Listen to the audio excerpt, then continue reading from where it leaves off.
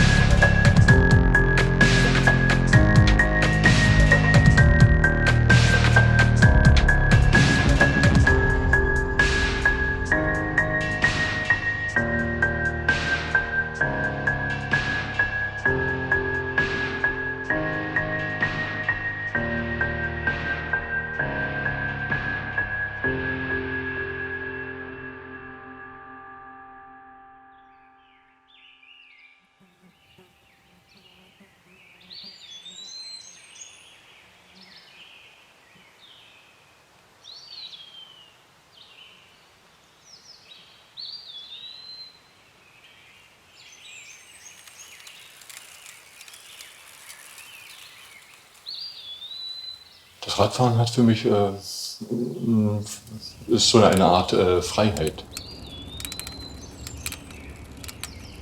Also der Sport war irgendwie eine ganz großartige Sache für mich. Das war halt eine körperliche Herausforderung.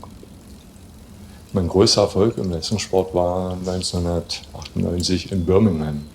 Da habe ich die Goldmedaille gewonnen in 400 Meter Rennrollstuhlbahn.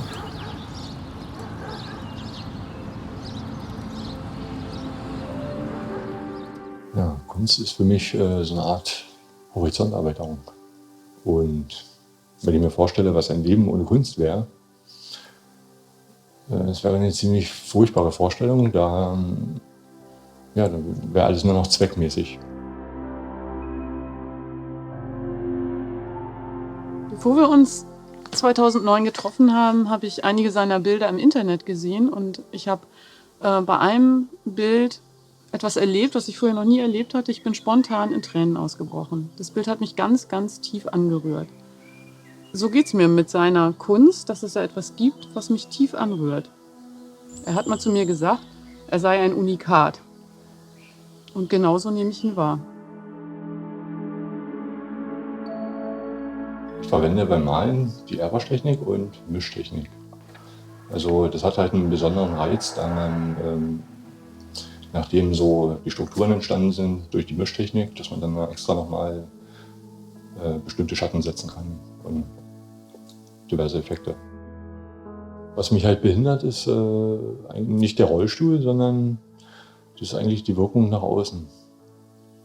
Wenn ich meine Wohnung verlasse und auf andere Menschen treffe. Wenn man die Angst spürt, die von beiden Seiten eigentlich kommt,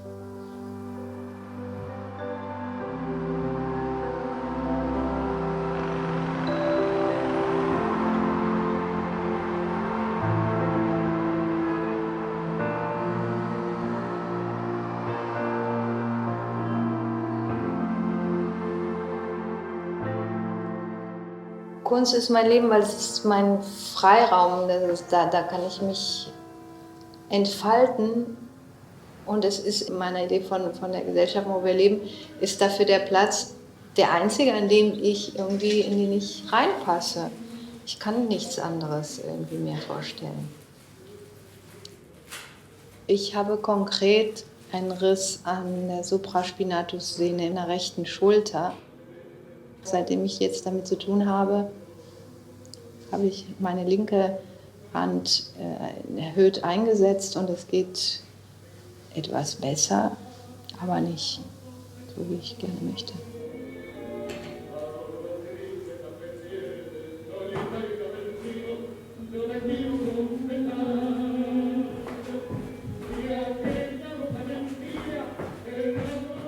Bestenfalls nehmen wir alles, was uns einschränkt, als Bereicherung zur Eröffnung eines neuen Etwas, einer neuen Zeit, einer neuen Technik. Und das ist wieder mal so etwas gewesen, wo plötzlich das, was normal ist, nicht mehr da ist und du sagst, was mache ich jetzt? Stecke ich den Kopf in den Sand oder schau mal, wo geht's weiter? Ich denke, bestenfalls sind natürlich Künstler und Künstlerinnen für nicht so tätige Menschen auch wichtig, weil sie fangen irgendwas auf, sie geben dir irgendwas, was dich im Leben, was dir das Leben leichter macht oder was dich zum Nachdenken bringt, je nachdem. Ne? Das ist wichtig, das ist ein Wert.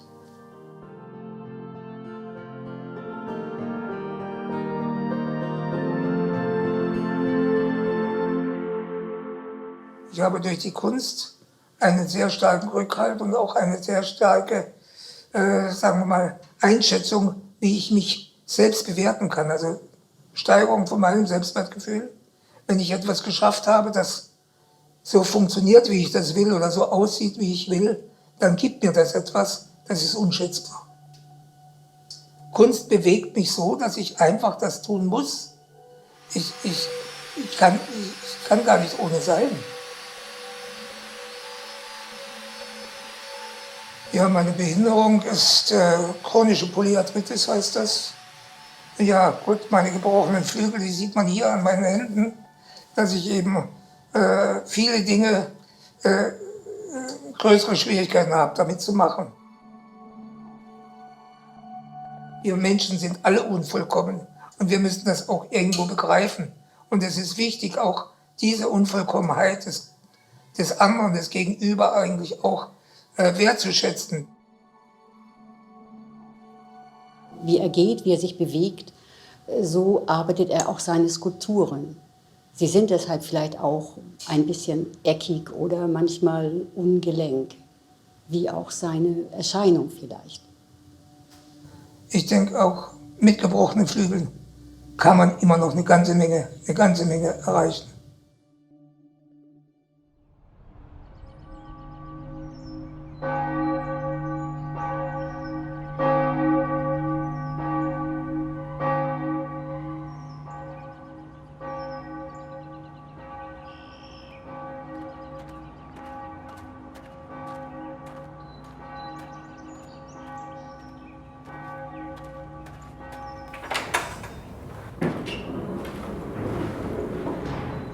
Die Bilder von Michael sind ehrlich, sie sind ganz klar von innen heraus entstanden. Und für mich persönlich ist es ein unglaubliches Feuerwerk an Qualität, was er da wirklich, ob jetzt mit Pinsel oder am Computer, nach außen bringt. Also wirklich ein toller Künstler. Ich habe Kunst studiert von 1982 bis 1989 an der Staatlichen Kunstakademie in Düsseldorf. Zuerst bei Dozent Toni Queck, der jetzt der Rektor ist, und bin dann auch Meisterschüler von Professor Rabinowitsch geworden. Ja, ich habe über 3700 Computercollagen und da habe ich Favoriten drunter, da sind also Lieblingsbilder darunter. Und diese Lieblingsbilder, die male ich jetzt.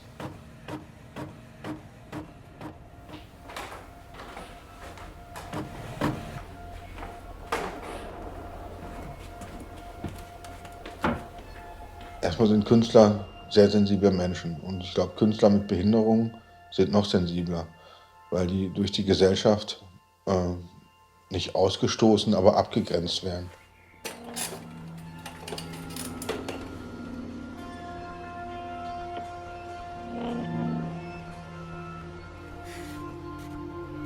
Ich habe mich im Internet als psychisch Gehandicapter geoutet. Und wenn es darum geht, an Ausstellungen zu kommen, in Kunstvereinen, in Galerien versuche ich schon gar nicht mehr, dann habe ich den Eindruck, dass man sich über den Künstler informiert. Ist ja ganz klar, will man ja auch als Künstler.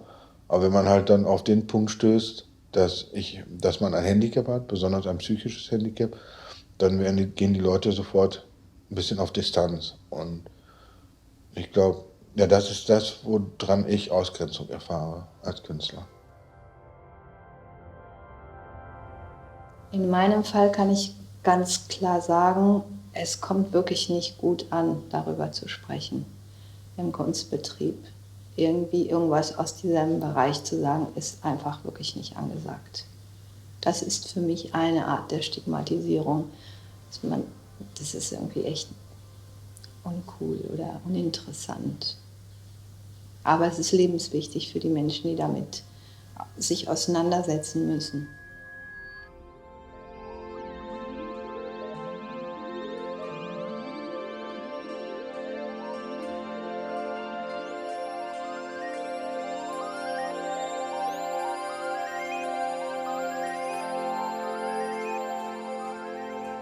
Ich glaube, die Idee der Inklusion kann vor allen Dingen eins verändern. Und das wünsche ich mir sehr für diese Künstler, dass sie im Kunstbetrieb teilhaben können und Künstler sein dürfen und können, ohne dass sie abgewertet werden aufgrund ihrer Behinderung und damit ihre Anerkennung und ihre Wertschätzung auch erfahren. Unsere Vision mit Insider Art ist, eine inklusive Kulturlandschaft aufzubauen, in der Kunstschaffende, aber auch vor allen Dingen kunstinteressierte Menschen selbstverständlich teilhaben können. Grundsätzlich glaube ich, dass die Beschleunigung der Welt für alle Barrieren darstellt und dass sich in Zukunft diese Kategorisierung von behindert und nicht behindert einfach auflösen werden. Wir wollen alle an dieser Welt teilhaben und ich glaube, wir müssen begreifen, dass Behinderung einfach nur die Bandbreite des Menschseins bedeuten. Denn Beschädigung gehört zu unserem Leben und diese Künstler zeigen uns, wie wir diese Krisen auch meistern können.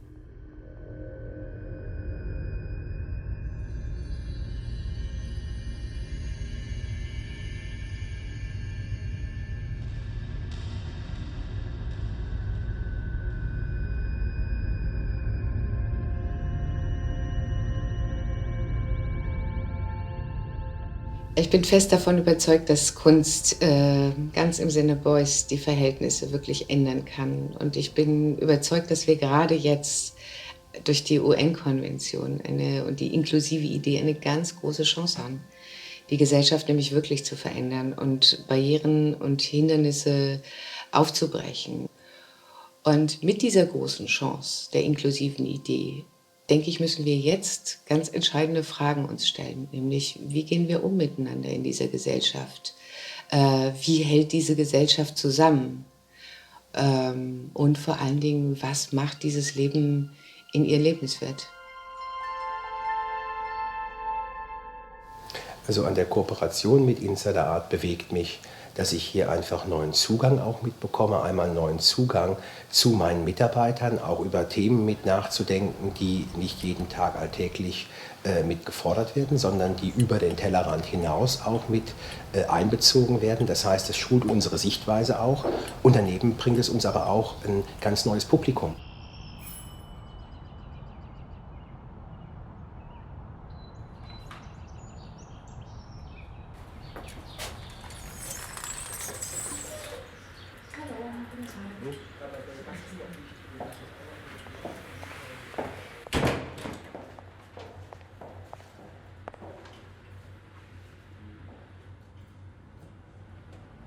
Diese Transformation, wo wir durchgehen müssen, das ist das eigentliche Mühsame. Und das ist da, wo die Konzentration und da, wo unsere Arbeit auch mit ansetzen muss. Ja, inklusive Gesellschaft wäre schön, wenn es das geben würde, wo halt jeder in einer Gemeinschaft lebt, wo es keine Unterschiede gibt, also ob er behindert ist oder nicht. Alle Leute werden gleich angesehen, aber ich glaube nicht, dass sowas, es wäre schön, aber ich bin da sehr skeptisch, dass das jemals passiert. Ich bin über jeden Künstler froh heute, über jeden, der überhaupt noch arbeitet künstlerisch und bereit ist, sich zu engagieren.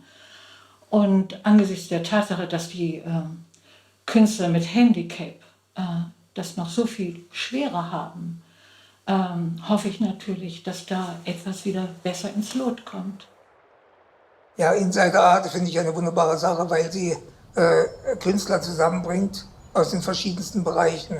Und dass man das auch in die Öffentlichkeit bringt, dass es möglich ist, auch mit einer Behinderung Kunst zu machen und dass sie auch anerkannt wird. Die Online-Galerie für Insider Art bedeutet für mich ein Stück Weltoffenheit, also raus aus meiner Isoliertheit hinein in das Leben.